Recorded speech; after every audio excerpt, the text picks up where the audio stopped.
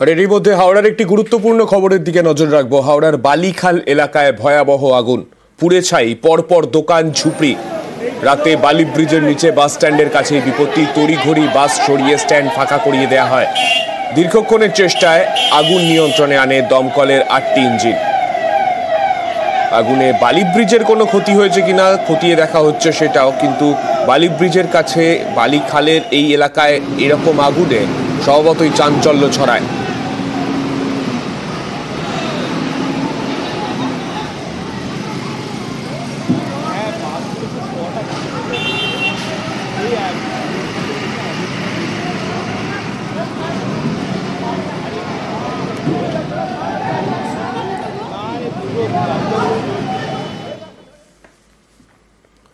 ট্যাংরায় হেলা বাড়ি, পাশেই বেআইনি নির্মীয়মান বাড়ি। এই বাড়ি ভাঙতে গিয়ে বাধার মুখে পড়লেন পুলিশ ও পুরকর্মীরা। এ নিয়ে তুমুল উত্তেজনা। নির্মীয়মান বহুতলের গেটে তালা লাগিয়ে দেন ফ্ল্যাট মালিকরা। পুলিশের সঙ্গে হয় বচসা।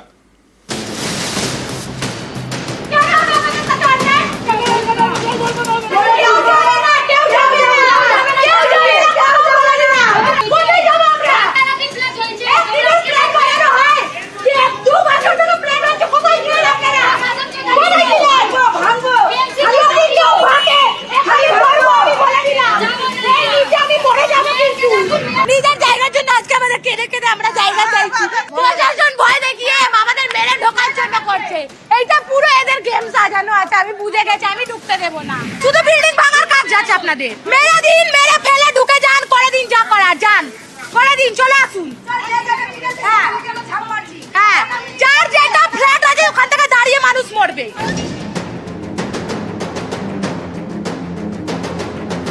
ট্যাংরার ক্রিস্টোফার রোড, এখানেই পুষ্পাঞ্জলি অ্যাপার্টমেন্ট, 6 তলা বাড়ি। সম্প্রতি এই বহুতলটি হেলে পড়ে। এ নিয়ে শোরগোল পড়ে যায়। বহুতলটিকে বিপজ্জনক বলে ঘোষণা করে কলকাতা পুরসভা। বহুতলের নোটিশও সাঁটানো হয়। বহুতলটি হেলে পড়ে পাশের নির্মীয়মান বাড়ির একেবারে গায়ে। এই নির্মীয়মান বহুতলের দিকেও নজর পড়ে পুরসভার ইঞ্জিনিয়ার এবং যাদবপুর বিশ্ববিদ্যালয়ের বিশেষজ্ঞরা গিয়ে খতিয়ে দেখেন। পুরসভার দাবি, নির্মীয়মান এই 6 তলা বাড়িটি বেআইনিভাবে তৈরি হচ্ছে, তাই এটা ভেঙে ফেলার সিদ্ধান্ত নেয় পুরসভা।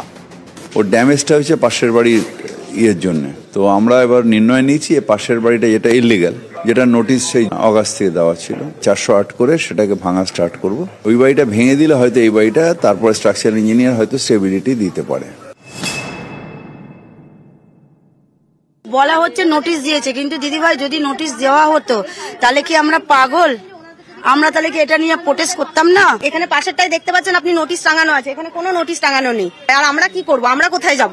এই যে সাদা বিল্ডিং বা সাদা বহুতলটি যেটি নির্মীয়মান, সেই বহুতলের যারা এখানে ফ্ল্যাট কিনেছেন বা ফ্ল্যাট বুক করেছেন, তারা এই বহুতলে আশ্রয় নেন এবং কোলাপসিবল গেটে তালা দিয়ে দেয়। তারা বলেন যে কোনো রকম আগাম নোটিশ, প্রায়র নোটিশ ছাড়া এই বহুতল তারা ভাঙতে দেবেন না।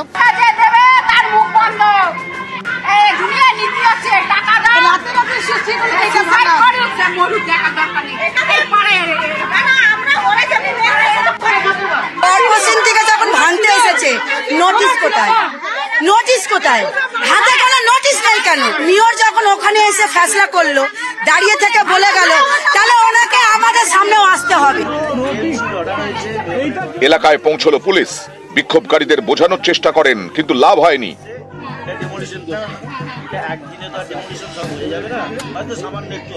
কলকাতা পুরসভার বক্তব্য হচ্ছে, এই যে সাদা বিল্ডিংটি যেটি নির্মীয়মান বিল্ডিং, সেই বিল্ডিংটি বেআইনি।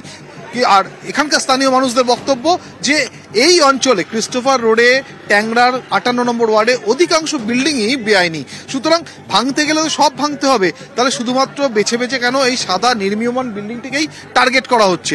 আমরা চাইছি ন্যায্য বিচার। সব বিল্ডিং এখানে আনলিগাল আছে, এখানে সব বিল্ডিং আনলিগাল, তাহলে এই বিল্ডিং এর কোনো দোষ নেই, কেন এটা ভাঙা হবে?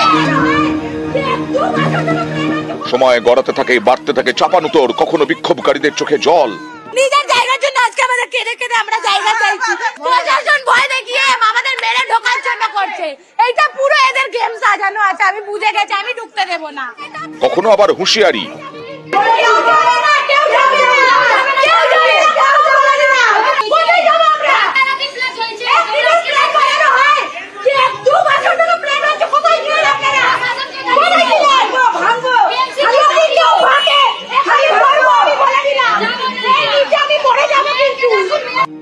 বিক্ষোভের মুখে শেষমেশ ফিরে যায় পুলিশ ও পুরসভা। নিউজ 18 বাংলা। কারচুপি করে এসসি ও এসটি সার্টিফিকেট, তারপর এসটি সার্টিফিকেট দেখিয়ে সরকারি মেডিকেল কলেজে ডাক্তারিতে ভর্তি। চাঞ্চল্যকর অভিযোগ পরমব্রত রায় নামে এক পড়ুয়ার বিরুদ্ধে। মেডিকেল কলেজে তার ভর্তি বাতিলের দাবিতে সরব পশ্চিমবঙ্গ আদিবাসী কল্যাণ সমিতি।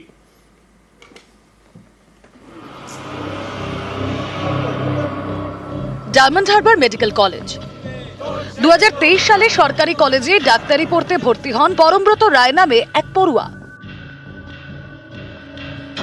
অভিযোগ, কারচুপি করে তিনি এসটি সার্টিফিকেট বের করেন, তারপর সেই সার্টিফিকেট দেখিয়ে এসটি কোটায় ডায়মন্ড হারবার মেডিকেল কলেজে ভর্তি হন, যা বাতিলের দাবিতে এবার সরব পশ্চিমবঙ্গ আদিবাসী কল্যাণ সমিতি। এ নিয়ে কলেজ কর্তৃপক্ষের কাছে ডেপুটেশন জমা দিয়েছে তারা। পশ্চিমবঙ্গ আদিবাসী কল্যাণ সমিতির দাবি, 2023 সালের জুনে এসসি সার্টিফিকেট বের করেন পরমব্রত। 2 মাসের মধ্যে কারচুপি করে এসটি সার্টিফিকেটও জোগাড় করেন। এই এসটি সার্টিফিকেট দেখিয়েই ডাক্তারি পড়তে ভর্তি হন। এই নিয়ে মহকুমা প্রশাসনের কাছে অভিযোগ জানায় পশ্চিমবঙ্গ আদিবাসী কল্যাণ সমিতি, যার জেরে গত বছরের জুলাইয়ে ওই পড়ুয়ার এসটি শংসাপত্রটি বাতিল করা হয়। এরপরেও তাহলে কিভাবে সরকারি মেডিকেল কলেজে ডাক্তারি পড়ছেন ওই পড়ুয়া? এই প্রশ্ন তুলে পরমব্রত রায়কে মেডিকেল কলেজ থেকে বের করে দেওয়ার দাবিতে সরব হয়েছে পশ্চিমবঙ্গ আদিবাসী কল্যাণ সমিতি। আমরা অভিযোগ করেছিলাম বসিরহাট এসডিওর কাছে, কিছুদিনের মাথায় তার সার্টিফিকেটটা ক্যান্সেল হয়। তা সত্ত্বেও কোনো পদক্ষেপ হয়নি। সবাই জানে, কিন্তু না জানার ভান করে এতদিন পর্যন্ত পড়াশোনা করার সুযোগ পেয়েছে। ক্যান্ডিডেটও নিজেও জানে যে তার সার্টিফিকেট ক্যান্সেল হয়েছে, কিন্তু কারচুপি করে লুকিয়ে তার সার্টিফিকেটটার যে ক্যান্সেল হয়েছে কোনো অথরিটিকে জানায়নি। সে জানে যে এখানে জানালে তাকে এখান থেকে কলেজ থেকে বের করে দেওয়া হবে। অনেকেরই প্রশ্ন, একজন কিভাবে এসসি সার্টিফিকেট এবং এসটি সার্টিফিকেট পেলেন? তথ্য যাচাই না করেই কি সার্টিফিকেট ইস্যু করা হয়েছে? কিভাবে জাল কাজ হচ্ছে সেটা তো আমি বলতে পারবো না, কিন্তু এই জায়গাটা যদি প্রিন্সিপাল স্যার আগে থেকে দেখতেন বা বিসিডব্লিউ যদি দেখতেন, তাহলে আমাদের একজন আদিবাসী চান্স পেয়ে যেত। এটা আমরা যখন জানতে পারি তখন আমরা স্বাস্থ্য ভবনে জানাই।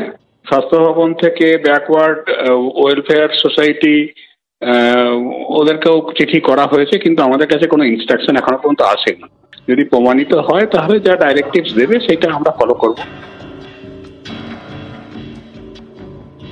দক্ষিণ 24 পরগনা ডায়মন্ড হারবার থেকে আনিস উদ্দিন মন্ডল, নিউজ 18 বাংলা।